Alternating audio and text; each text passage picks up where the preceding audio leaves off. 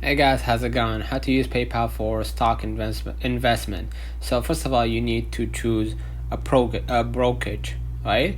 A brokerage. So basically, find an online brokerage that accepts PayPal as a funding method, like eToro or Robinhood, and then create account and sign up for an account with the chosen brokerage and complete the necessary verification steps, and then go to the funding or payment methods section of the brokerage and link your PayPal account and use PayPal to deposit funds into your brokerage account. Follow the prompts to complete the transaction, and once the funds are available, you can browse select stocks and place buy orders using your deposited funds. Always ensure you understand trading fees and policies of the brokerage before investing. So let me know in the comments if this video helped you.